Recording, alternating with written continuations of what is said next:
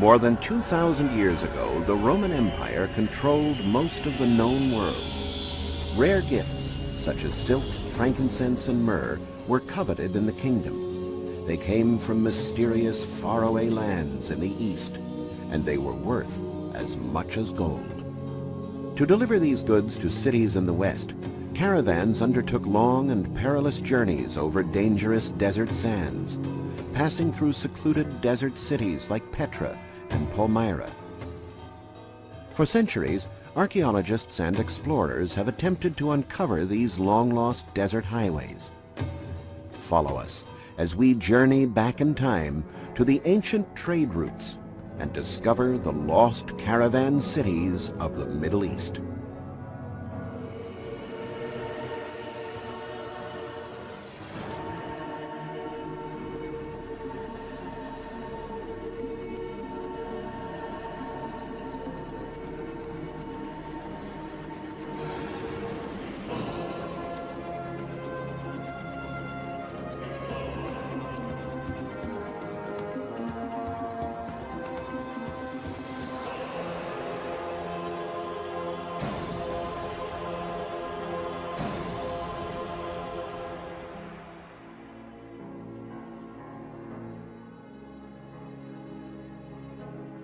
At the height of the Roman Empire, the allure of exotic goods such as silk, frankincense, and myrrh from the Far East was bound up in mystery. No one knew the secret of that featherweight fabric called silk, and which faraway kingdom produced it. It was believed that Arabia was a mirage, and that winged snakes protected its incense. Because of this veil of mystery, and the high cost of transportation, the Roman elite regarded these precious commodities as exclusive status symbols. For centuries, these luxurious goods traveled thousands of miles along rough and perilous routes that linked the Far East and the West. Through written accounts and archaeological fieldwork, scholars have pieced together enough evidence to trace these ancient routes to their source.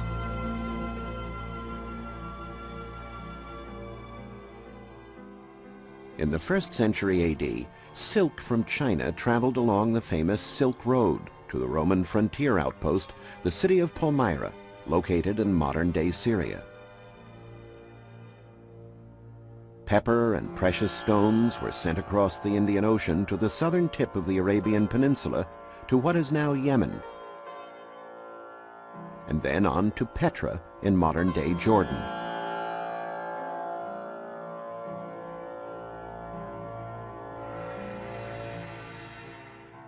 Together with the locally produced incense and myrrh and cinnamon from the Horn of Africa, the silk traveled north by caravan up the incense route to North Africa and Europe.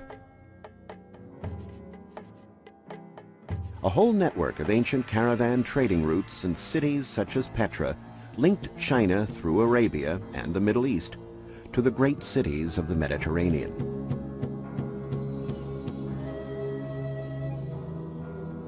After searching for many years, archaeologists discovered that these time-worn, wind-blown ruins were the remains of the once affluent city of Marib. It was here in Marib that caravans picked up the sap of local frankincense and myrrh bushes that was the source of the incense trade.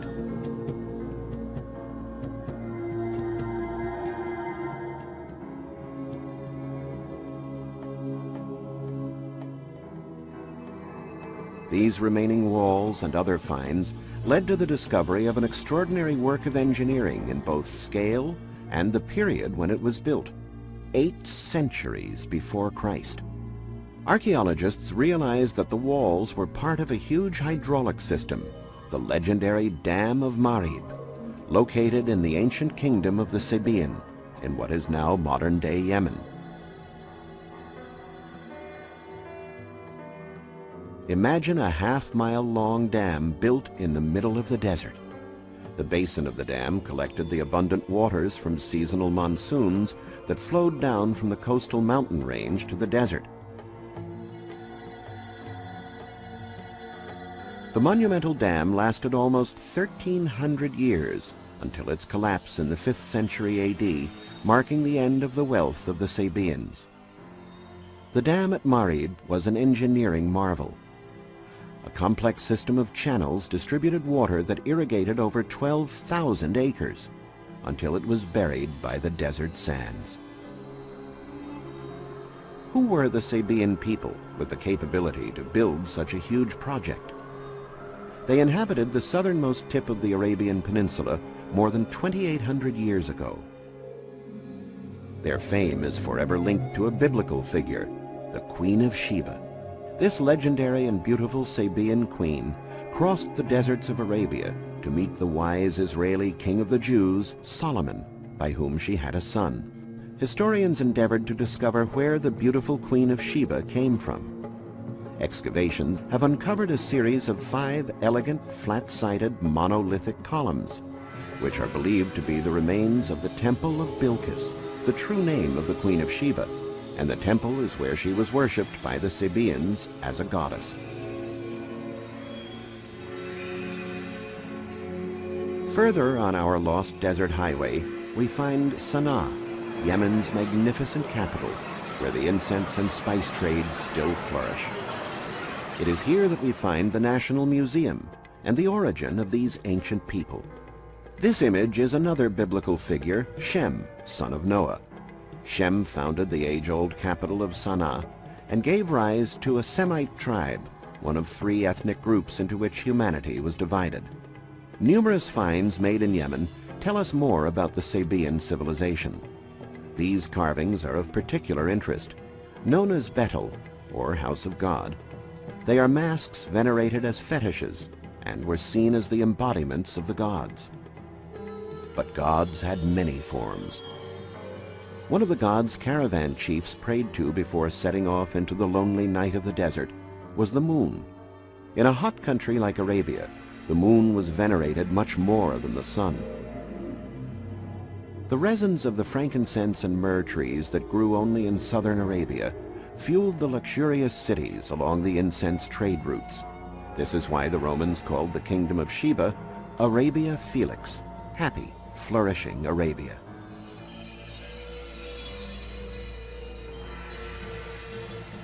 The discovery of this inscription, an ex voto, revealed a great deal of information about the daily life of those involved in the caravans. 2 caravan chiefs who survived the perilous journey through the desert wrote this inscription, found on the walls of Barakish in northern Yemen.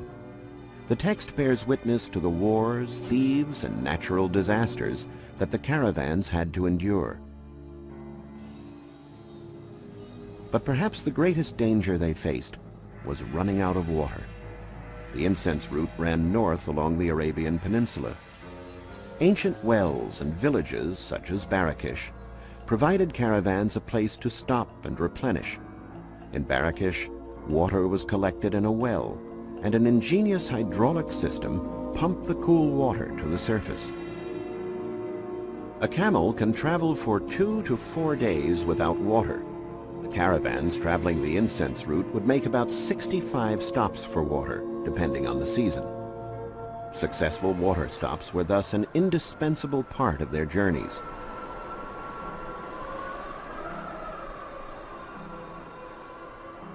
For centuries, legends and age-old texts elaborated on one of these desert ports, a fabulous ancient city hidden deep within the Jordanian desert. It wasn't until the late 19th century that a Swiss explorer named John Ludwig Burckhardt began his own search for this fabled lost city that seemed to have disappeared into thin air.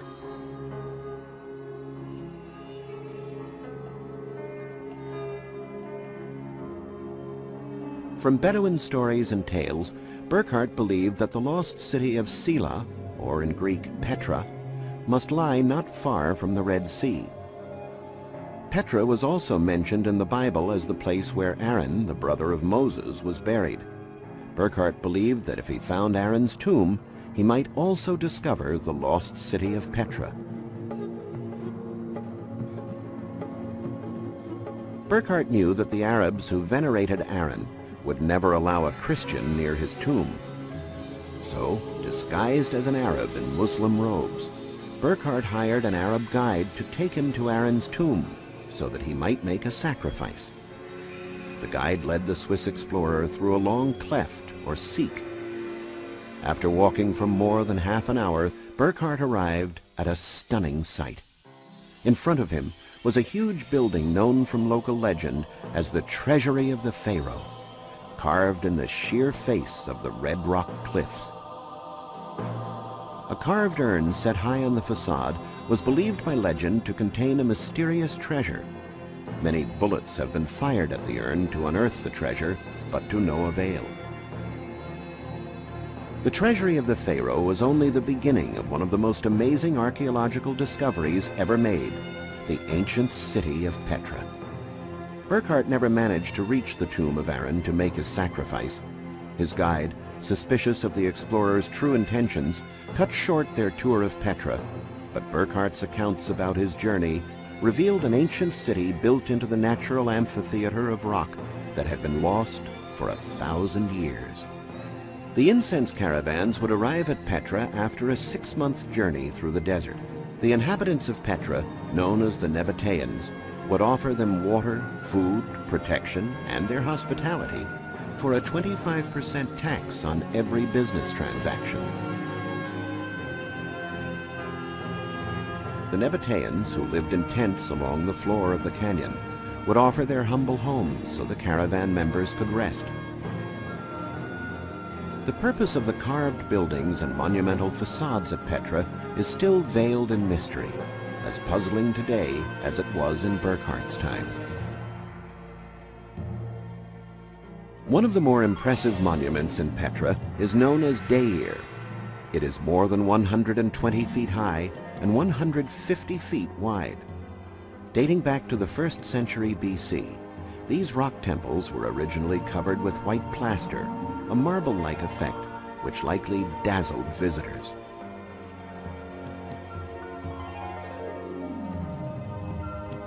Today, in this city of ghosts, the Tomb of Silk is one of the most famous monuments. Natural erosion, wind, and rain have stripped bare any of the original plaster, but the infinite veins of natural color in the rock and minerals from which it was carved provide an unforgettable spectacle. The ancient historian Diodorus Siculus said that the population of Petra was composed of settled ex-nomads who were forbidden to grow wheat, plant fruit trees, drink wine, or build houses. Even today, no trace of the early private houses has ever been found. This would explain them living in tents along the valley floor. But the nomadic tradition of hospitality known in ancient times is still carried on by the Bedouin tribes living in camps around the extinct city today. With the arrival of the Romans, a real city was built in Petra in the 1st century AD, as can be seen from the remains of this column-lined avenue and theater. The city then declined during the height of the imperial age from the 3rd century AD onwards, when the focus of commercial routes shifted further north.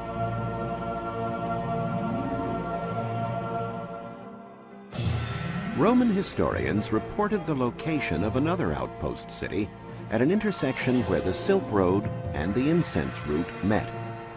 Many archaeologists set out to locate this mysterious city, believed to be buried under the vast expanse of the Syrian desert, somewhere between the modern borders of Jordan and Iraq.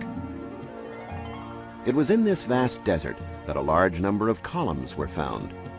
Various fortified sites or castles built during the Crusades used materials taken from cities constructed almost 1,000 years earlier.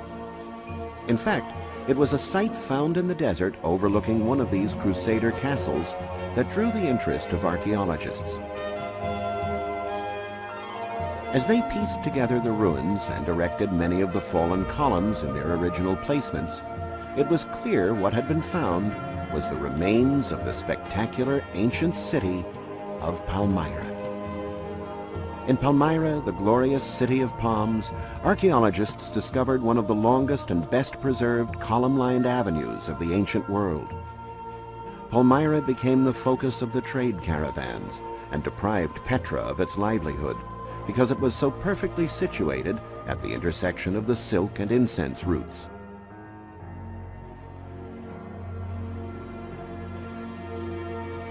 The two most precious commodities in a desert are shade and water.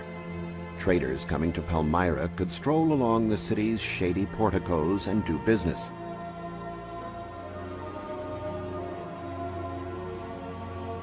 They could also replenish their water supplies from the nearby Efqua oasis. In return, they would pay a high duty tax which contributed to the city's opulence. The original portico was even more ornate than the remains now lead us to imagine. This great arch appears quite normal, but in fact, it is a creative urban design solution to an intricate problem of symmetry. The base of the arch is triangular to accommodate two facades that are not parallel. This is because the avenues were not all built perfectly straight.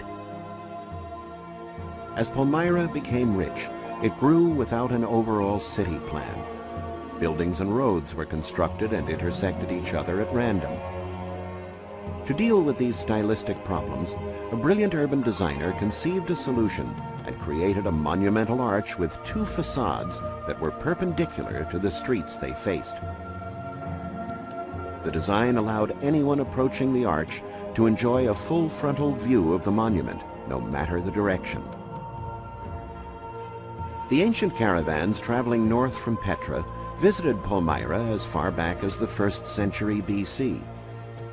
The archaeological remains that we see there today date from about the 2nd century AD, when the city was at its height. The shady porticos, statues, and magnificent buildings such as the Tetrapylon were built during this time. The Roman theater is extremely well preserved, retaining most of the stage area. The theater employed a 2nd floor and together was over 50 feet high and 150 feet wide. The richly decorated central door, the largest of 5 doors, opened onto the stage and was known as the director's door. The facade held 4 main columns with floral friezes. The theater was positioned so that the setting sun would light the stage area, bathing the stone in an infinite range of colors.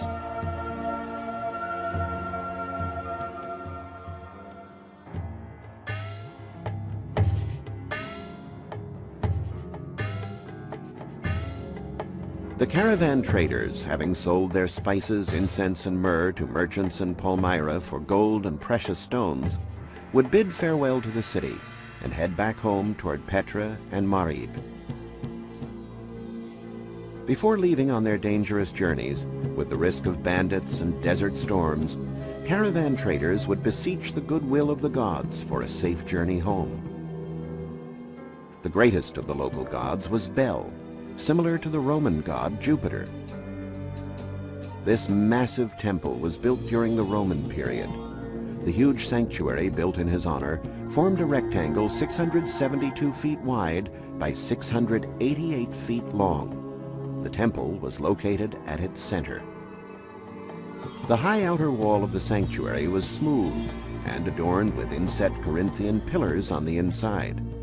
An arcade with a double row of columns, numbering almost 300, formed another perimeter.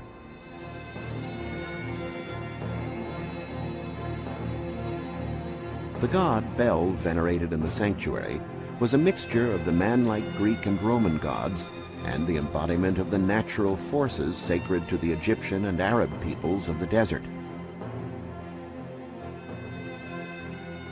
Bel was the Lord God, embodiment of the luxurious vegetation that resulted from the presence of water, which could clearly be seen in oases such as Palmyra. The wealth of the city is evident in the long, elegant columns and the colonnade that surrounds the temple on 4 sides. The capitals were actually made out of bronze, another clue to how rich the city was in ancient times. Entering a long stairway located on the wide side of the temple allowed access to the interior of the sanctuary, a clear indication of Mesopotamian influence.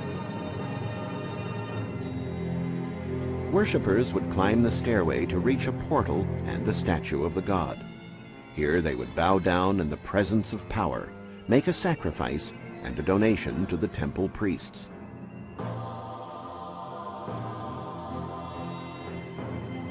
An unusual feature of the temple was the opportunity of climbing up to the roof. The access stairways were hidden within the 4 turrets abutting the upper terrace. The size difference between the relatively small temple and the much larger surrounding courtyard was another feature of Mesopotamian design.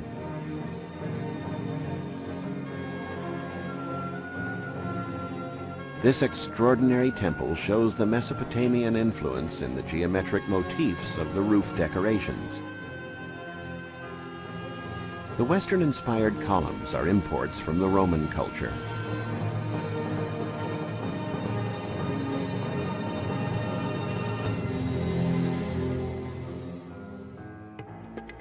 After sacrificing a goat and making a substantial donation to the temple priests, the caravan chiefs would begin the long journey back to their homeland. Back perhaps to the ancient city of Sana'a, capital of Yemen, where the incense route began long ago. The city has undergone countless transformations over the centuries, but still seems to retain a mysterious allure.